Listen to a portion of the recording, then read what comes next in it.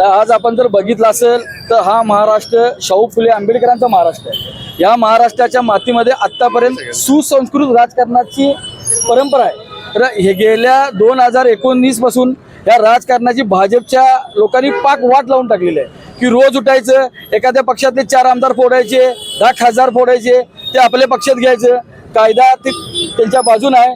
यामुळे या महाराष्ट्रातल्या लोकांचं राजकारण्यांच्याकडे बघण्याचा दृष्टिकोन बदललेला आहे। आजच आपण बघितलं तर सचिन अहिर, ज्या सचिन अहिरला निवडणुकीमध्ये 24,000 पराभव पत्करावा लागला, तरीसुद्धा उद्धव साहेबांनी त्यांना एक चांगला विधान परिषदेचा आमदार केला। या लोकांची भूक, या लोकांची पोटं केवढी मोठी आहेत हेच आता आमच्या लक्षात येऊन झाले। म्हणून इथून पुढे फोडो, दिसला गद्दार की त्याला फोडा, ह्या पद्धतीने शिवसैनिक आता रस्त्यावर उतरण्याशिवाय स्वस्त बसणार नाही। जो आमदार खासदार गद्दारी करेल याला महाराष्ट्रात फिरू देणार नाही, अशा पद्धतीचा आम्ही आज या ठिकाणी संकल्प करतो। येणाऱ्या काळात फुटणाऱ्या गद्दार आमदार गद्दार खासदारांना आम्ही महाराष्ट्रात फिरू देणार नाही। आज आंदोलन कशा प्रकारचं केलं? सचिन अहिर बघितलं, या सचिन अहिरला कुठली गोष्ट द्यायची मातोश्री ठेवली नाही, प्रत्येक गोष्ट दिलेली आहे, तरी सुद्धा हा गद्दारी करतो। हेच आमच्या लक्षात येऊन झालं की याच्या गद्दारीचं नेमकं कारण काय, भाजपवाल्यांच्या डोक्यात नेमकं काय चालू आहे की महाराष्ट्रातला विरोधी पक्ष नष्ट करण्याचं काम हे भाजप सरकार करत आहे। त्यामुळे जनतेचे जे प्रश्न आहेत ते असेच प्रलंबित राहणार आहेत।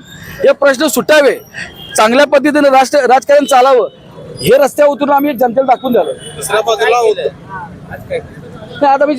आज आम्ही सचिन अहिरचा निषेध केला, त्याला कोल्हापुरी चप्पल दाखवलं।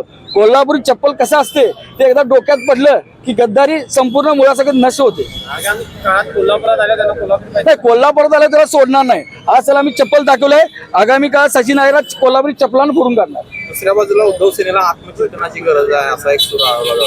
नाही राऊतांनी ते मान्य केले, काय नाही, आत्मचिंतनाची गरज आहे। म्हणजे उद्धव साहेबांचं मन मोठं आहे, शिवसेना ही समुद्र आहे, यातनं कोणी 10 तांबे 15 तांबे घेऊन गेलं तर या उद्धव साहेबांच्या समुद्राला काय फरक पडणार नाही।